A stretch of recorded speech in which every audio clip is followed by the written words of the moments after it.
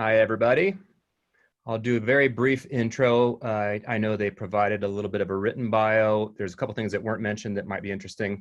A lot of you are familiar faces or names.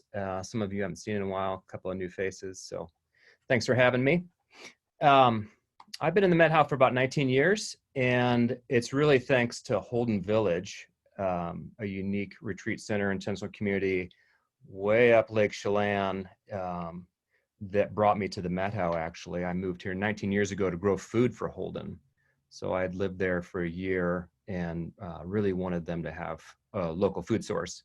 So came here in 2001 and got very involved with Confluence Gallery. They took me right under their wing. That was a great way for me to get introduced to the arts community here in the Methow and meet a lot of good folks. I did serve on the board there for a period of years. That was when we acquired the building. So that was a pretty exciting time. Since 2011, I've been working at Twistworks, and that is a really fun job for me. Basically uses every skill I've ever acquired on a daily basis, and I get to work with a lot of artists here. And then in my not so significant free time, I still make a lot of art. That's something I've always enjoyed doing. I did go to college for art, for painting.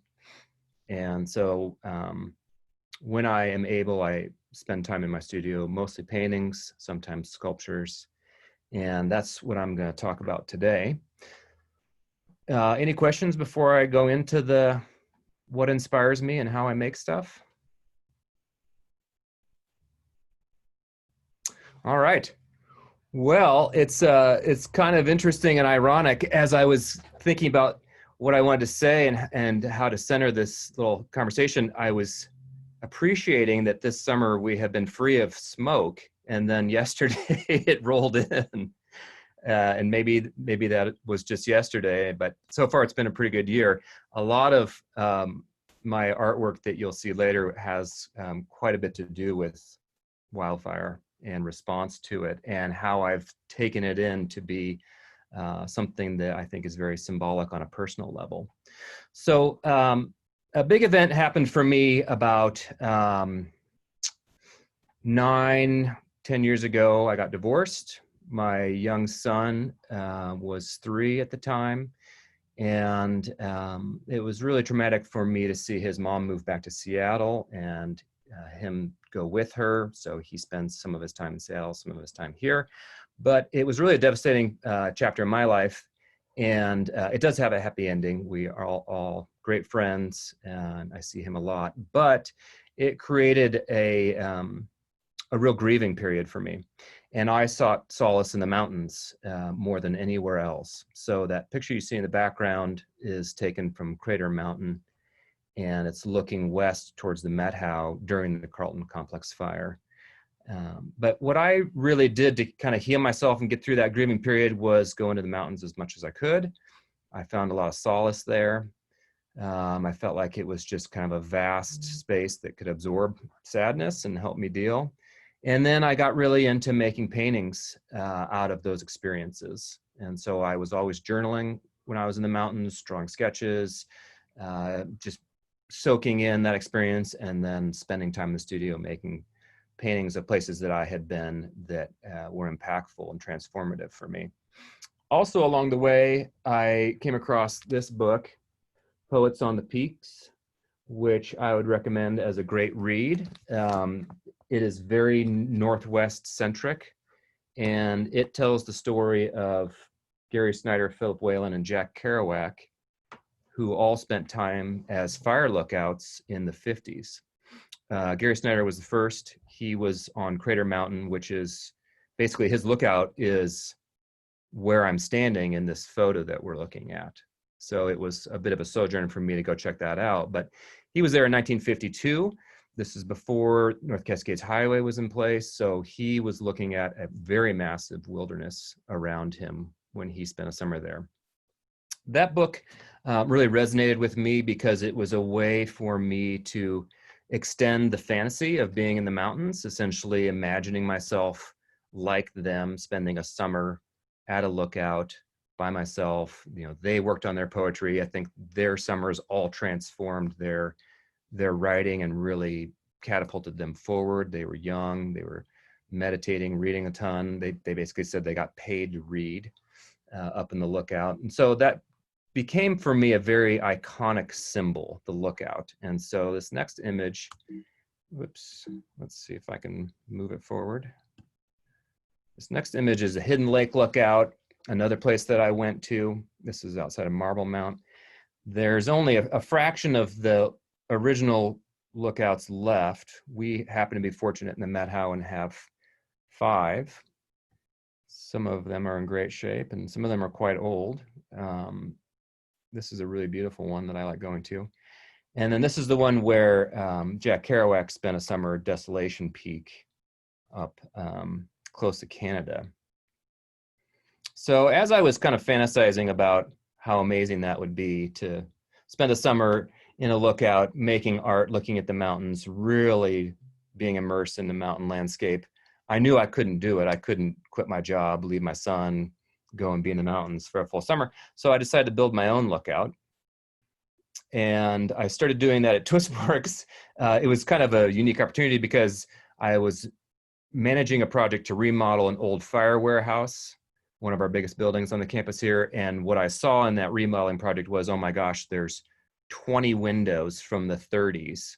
And that's the hardest thing to find. And so I decided, yeah, I'm going to do this. And in my mind at the time, I didn't necessarily have a full plan or exact script of why I was doing or what I was going to do with the lookout. I saw it as a way of creating a structure that I could take apart, move. My thought was I could move it into the city, do my own art show in the lookout somewhere in the city. At that time, I wasn't represented by a gallery. So I built this lookout on the Twistworks campus in my spare time over the winter. There's me standing on the roof. And then along the way, something really interesting happened. The Carlton Complex fire impacted everybody who was living here in a major way. It was a difficult thing to live through. Some people lost everything. And when that fire was essentially contained over, Twistworks hosted the Phoenix Festival, which was a way of bringing the community together and saying, we went through a lot together. It's finally safe again. Let's get together and celebrate that this fire is over, honor those who have helped fight it, mourn our losses. And so the lookout, which was partially done at the time, didn't have the windows in yet, became a share space. And I don't know if anybody was able to make it to the Phoenix Fest, but it had a lot of amazing things from the fires, either remnants, things that had burned, melted, or artwork that came out of that, poetry. The outside of it was decorated with thank yous to firefighters.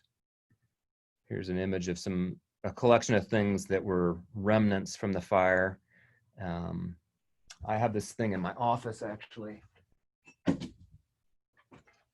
don't know if this translates, but this is just like a fluid piece of aluminum. This was part of someone's boat with a rock in the bottom. You know, the fire is hot enough that it melted things like boats.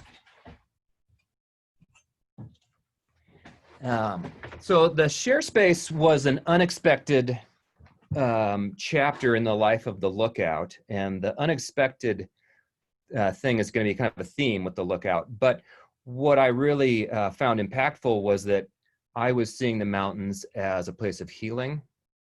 I created this lookout as an iconic sort of shelter where I could extend that fantasy. And then it became a community space to do some healing. There were a variety of different things that happened in the share space. Some people really, I think, got a lot out of telling their story and doing some of their grieving in a community setting inside the lookout. So then I, at the same time, was, like I said, making all these paintings of experiences that I was having in the mountains, and was able to secure a solo show at Traver Gallery in downtown Seattle. So this was in 2015. This is my first show there. And what I did was take the lookout apart and put it back together inside the gallery, which was kind of crazy. And they hadn't really had anything like that in that space. But whatever nascent vision I had in the very beginning of a portable gallery manifested in a different way, in an actual gallery. And installing it in that setting to really anchor and transport someone into the mountain environment. So you could go into the lookout, look out the windows, and see the paintings that were in the show.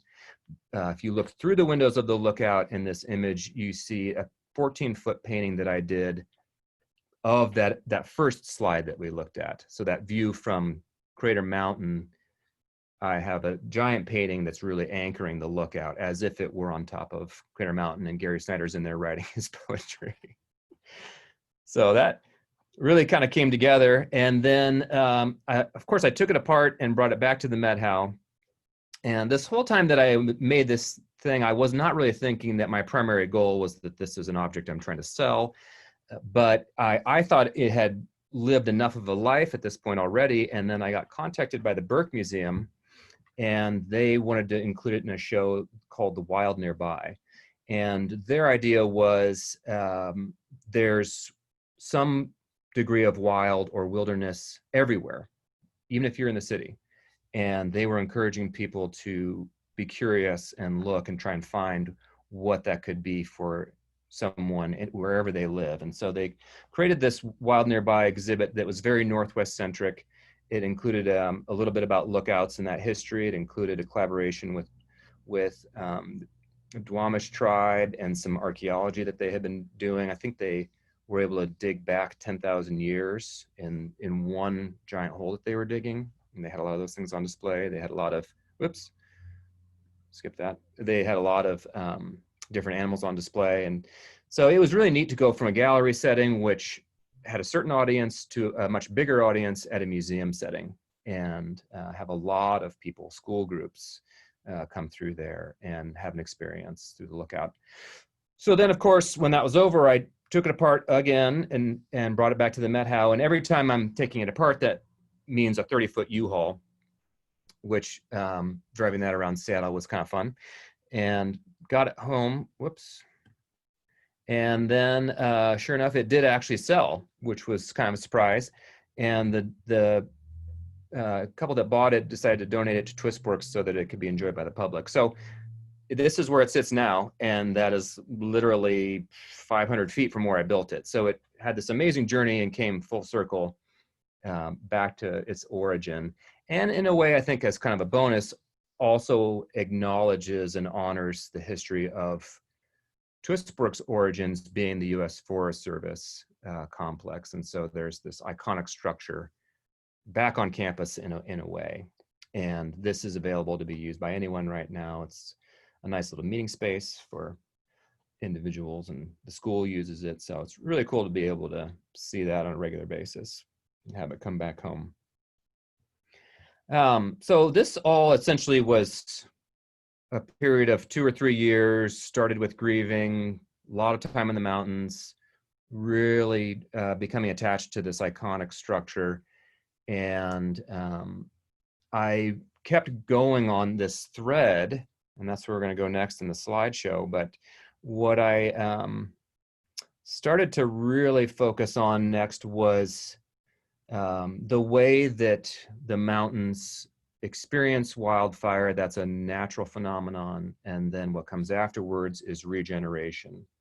And so another layer of thinking about healing, that there may be catastrophe, there may be destruction, there may be death, but the wilderness can and does heal. And we're going to look at some artwork that really focuses on that now. So this is a pretty typical scene that I might walk through on hikes. There's a lot of places that have burned around here. Sometimes when thinking about where to go hiking, the question is, well, where has it not burned? But I think it's really cool to walk through burns, and the trees themselves often look like sculptures. And I just love the little flowers at the bottom here, you know, life finding a way to return to a burned area.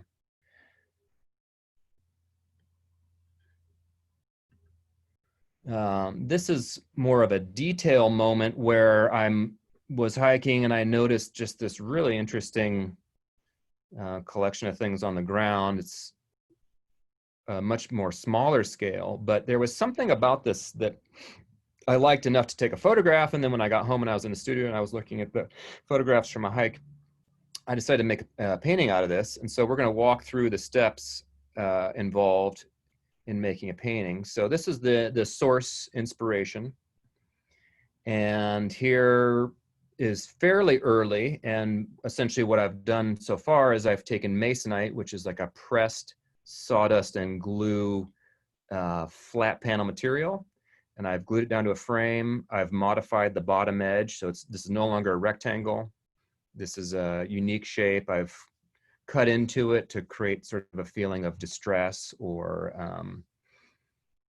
of being weathered. And then above that, I usually take a weed burner torch and I actually put it onto the masonite, and that creates a rich umber color. And then it also, if I put things like rocks or metal that don't burn onto that surface, the torch will burn around them and create these interesting silhouettes and shapes that I then use ink to draw into.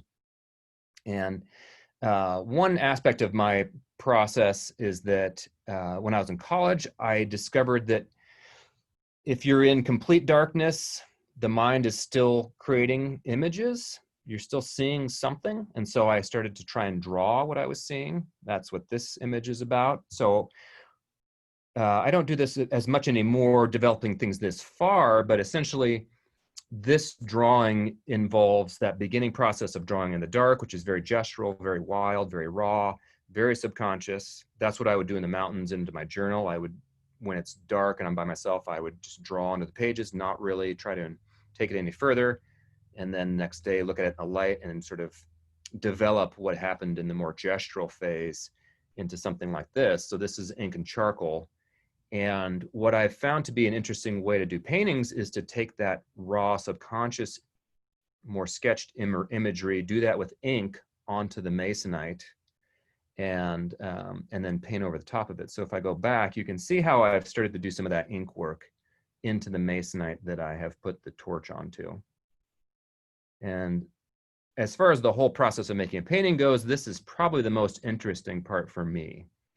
Some of it ends up getting covered by paint, but it's really a way of me having a very personal, sort of cathartic experience with the early stages of the painting. Okay, so we'll go back to this one. So I would not put a drawing this developed onto the masonite, onto the canvas, but I would definitely take some of this imagery, and I did borrow from this drawing in the painting that we're looking at. So then the finished piece is here. And there's several things I'll say about this. So you can remember that that source imagery is there to go back to the photo. So I've included some things, omitted some things, exaggerated some things.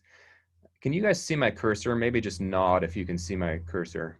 Yeah, okay. So up here, you'd see the most of the drawing showing through. That's the ink work and that burnt masonite. And then I've pretty much painted the rest of it and then modified this bottom into a sort of a remnant of a wildfire type edge. And this painting is called Archaeology of Grief. And my second show at Traver Gallery, which happened 3 years ago, this was one of my favorites, and I think a great example of the painting process. So I would say the first show that we looked at that had the lookout in it, and then my second show, all the paintings would have been done this way. So then what comes next is a desire to take this sort of two-dimensional but not rectangular painting idea into a more three-dimensional form, but still work with fire, regeneration, and then water in particular as sort of the antithesis of wildfire, meaning that beautiful mountain lakes are this source of saving us from catastrophic wildfire and also help lead the regeneration. And I just am obsessed with the colors of mountain lakes. So on hikes, I would see things like this and be like, oh my gosh, that is a sculpture already. If I could just yank this out of the mountains and take it home. But that's really hard to find one that's accessible. But I'm going to show you 4 different sculptures that were part of my most recent show at Traver Gallery. And 2 of these are visible at Confluence Gallery right now as a part of the Tree Speak show. So the idea behind this one, this is a relatively small, meaning probably 2 feet tall remnant of a tree that burned in the Twisp River fire. And I was interested in this piece in the texture of the burned wood and trying to figure out a way to translate that into something that was more durable. It's really brittle and gets on your hands and it's all sooty. So what I did was I decided to use the wood as a form for clay. And I pressed clay into the inside cavity of this wood piece. And by the way, I was able to do this. I had a residency at Gallery 1 in Ellensburg for a week, and they have a phenomenal facility that I had to myself. And it was the perfect opportunity to just say, okay, I'm going to dive into something I've never done. Several people who work with clay said, that's a bad idea. It's going to fail. It's going to crack. It's going to fall apart. It's going to blow up. But I just couldn't not do it. And I think sometimes as an artist, not knowing all of the risks firsthand allows you to take a leap and try something and be less inhibited. So this was a unique experience for me. So here it is kind of roughed in. There it is smoothed in.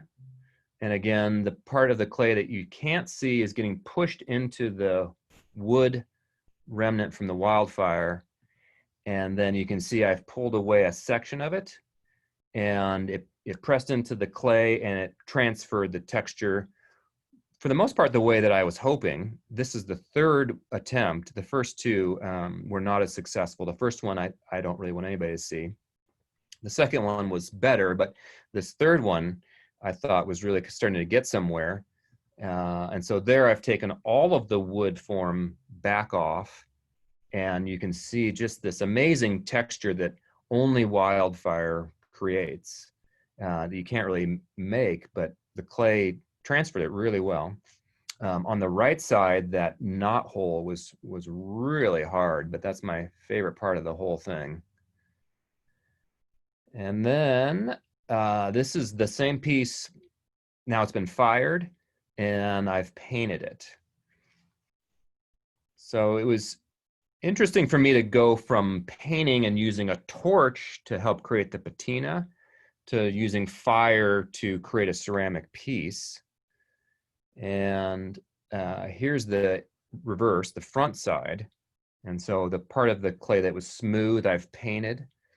And when I found this particular piece of the tree that had burned, it was like that. It had this outer shell that I used as the form, and then it had this conical spike that was in the middle. And so my idea was to put that sort of remnant core spike back into the piece after it had been fired. Whoops. And then there's just another angle of the same piece. So that was kind of fun. I may explore that a little further someday. Okay, here's my studio right before my most recent show at Traver Gallery. The reason I included this shot is that on the left, you see a larger piece of a tree that I'm pretty close to finishing at this point, and you're going to see more images of that in a second. But the main thing about this shot is the 5 lake paintings that are behind it. And so all of them represent a different place that I hiked to, had a transformative experience. They all include some of that ink work that I talked about as the first layer after I've torched it to get that umber patina. And then I use these thin glazes of acrylic paint on top of the ink to get the color. Painting water is definitely an interesting challenge, and I've found acrylic to be a great medium because you can put on really thin washes. And it's not about creating a solid color, it's about this sort of illusion of color through very thin layers, which I think is what's happening in water in the mountains and these lakes, where they have it's about the layers that create that color, not a solid color sitting on top. So this is kind of peak madness, getting ready for a show. And here's the twin of the sculpture that you saw in the studio. So this is one of two that are much larger. These are as tall as me. They're about 6 feet tall. And this tree, it was kind of a pair. You know, sometimes there's two right growing next to each other. And I'm still not sure if this is a very large apricot or a maple, but it's definitely a hardwood, very old. It had a very interesting, I think, somewhat tortured life on an abandoned homestead, and was kind of corkscrewed and growing pretty funky, and then it burned, and that made it even more interesting. But what I've done with this piece is anywhere that you see wood that's been sanded was burnt and had that thick, black, deep charred effect, and I sanded all that off because I wanted to create the more sort of refined inner hidden beauty, and then paint on it and paint those mountain lake colors and juxtapose those colors against the black charred part of the sculpture. By some miracle, this tiny little half-inch piece didn't break, and that was part of what drew it to me to that piece in the beginning. And this is its twin, which is very spiraled, and has some places that I left the burn down here quite a bit, and then other parts where I sanded it all off, and then part here on the left where I added a lot of color. This sculpture is one of 3 pieces at Confluence right now. This one is also at Confluence. This is a much smaller sort of tabletop version, and it's just one of those small miracles that has such a beautiful, interesting shape to it, the way that it's corkscrewing and twisting on itself. And I sanded off this part in the middle and brought in some of the lake colors there as a final step. We're on the home stretch of the slideshow. So here's the sculpture and then a painting in the background at Confluence right now. If anybody wants to go see it, here's a detail. So this actually shows the color quite a bit more, and you can see the texture quite a bit more there on the burnt part. And then this is the painting that is at Confluence right now. This is from my second show, and there's just something about the perspective that I fell in love with, looking up, being a little bit hopeful. And that's really kind of my concluding sentiment, is that I really look to the mountains for hope, for the ability to regenerate, recover from loss, grief, whatever. The longer time span of life in the mountains, I think, is very inspiring and encouraging to me. Life does go on. So that's all I had prepared, and I would love to answer questions or just have a little bit of dialogue with you guys.